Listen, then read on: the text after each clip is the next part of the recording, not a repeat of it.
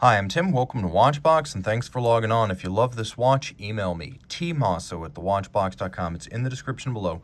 Your purchase and pricing email question line for buying this or any watch you see on any Watchbox platform.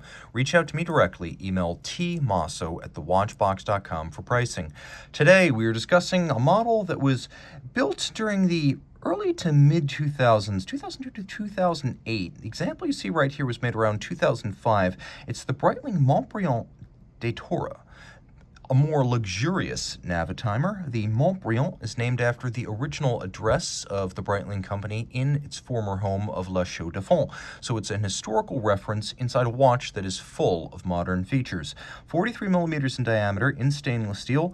The watch is 14.2 millimeters thick, and if you look at the lugs, you can see that the case itself is 50.8 millimeters from lug tip to lug tip, and then if we add the end links to the bracelet, it's a little bit broader, 51.4 millimeters across the wrist with a 22 millimeter spacing between the lugs. Throw the watch on my wrist, which is 16 centimeters in circumference, and you can see I wear it well. I believe you could wear this watch on a wrist as small as 15 centimeters circumference. It doesn't seem at all out of place, and it's quite comfortable. It's not a thin watch by any means, but it's handsome enough that you could wear it formally if you want to dress up. You could also dress it down. It is, after all, a full bracelet sports watch. Now, taking a quick look at that bracelet, you can see it is a 7-link design. The 7-link design is characteristic of the Navitimer bracelet, the Montbrillant, and the Navitimer are always closely linked by function and aesthetics. They've long been related to each other. So this isn't the Breitling Pilot bracelet, it is the Navitimer bracelet. You can see removable links are fixed by screws, and there are actually quite a few gaps on the underside. That's there to avoid pinching skin, pulling hair, or trapping wrist heat. Now you can always see on the bottom of a Breitling bracelet features that give you a little bit more information about when the watch was made. You can see here the underside of the bracelet, you see this 0505, so it would have been made in the 5th week of 2005, and it's usually very close to the actual date of the watch's manufacture.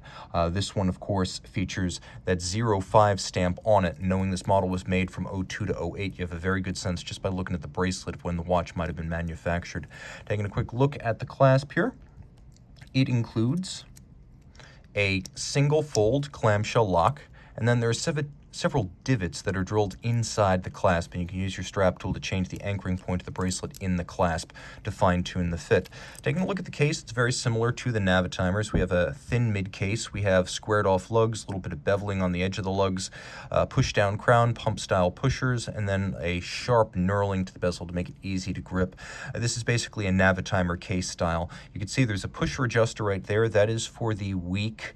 The quick-set system that's geared to the crown adjusts the date as well as the month. So the watch has a quick set system that allows you to rapidly set the date and the month, and then it also has a hacking seconds function. The watch includes the Navitimer logarithmic scale circular slide rule, a calculator, and you can see that there are various units in there. We have kilometers, we have miles per hour, we have all of the information needed to conduct flight operations. So ground speed, airspeed calculations, rate of climb, drift, fuel consumption, all can be calculated here, and it's actually not that tough to do, but it's principally for multiplication and division. And I could show you real quick how this works. For example, let's say I want to divide 40 by 20, or 4 by 2. So what I'm going to do is I'm going to take 40,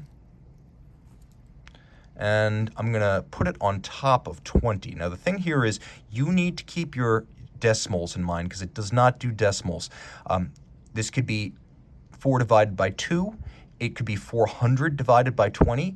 It could be 400 divided by 200. But let's just go with 40 divided by 20. You put one over the other, just like a fraction. Remember, it's just like a fraction. Then you go to the index, which is this little red number 10, and you look. So 40 divided by 20 is 2. 2 is right on top of that index. Now let's say I want to do some multiplication. Let's say I want to multiply 16 times 2. We'll make that easy. So I'm going to line up the 16 now with the index. Now I'm multiplying. So I'm going to go, and from 16, I'm now going to find the 2, and you can see it's lined up with 32. So 16 times 2 is 32.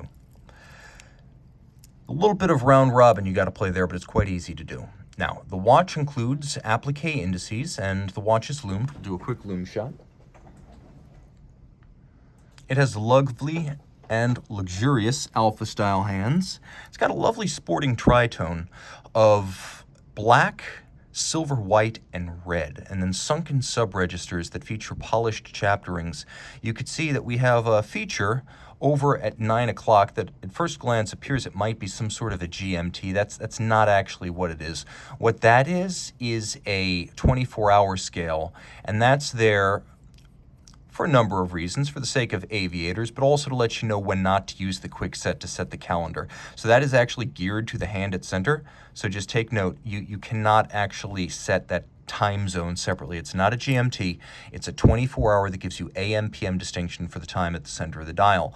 Underneath the case back, doing business as Breitling caliber 21, we have a Valshoe 7751. Protected down to 30 meters. It's automatic winding with unidirectional winding action. It has a 42-hour power reserve. It has a quick set. It has hacking seconds. And it is a COSC certified Swiss chronometer for precision. It also features a particularly well-tuned cam lateral clutch system for its chronograph. So though it is a cam system, it's just as sharp and satisfying as a column wheel. And because it is a 7751, these don't, if you press and hold the trigger, these use an oscillating pinion, which is nothing like a conventional lateral clutch. So a little bit like some high-end chronographs like the F. Pigeon chronograph monopoussoir rattrapant, it uses that oscillating pinion design that results in almost no jump when you start a chronograph. Press and hold, and it's almost as seamless as a lateral clutch. A lot of folks don't know that about the 7750s. Reach out to Team Mosso at thewatchbox.com for purchase and pricing details.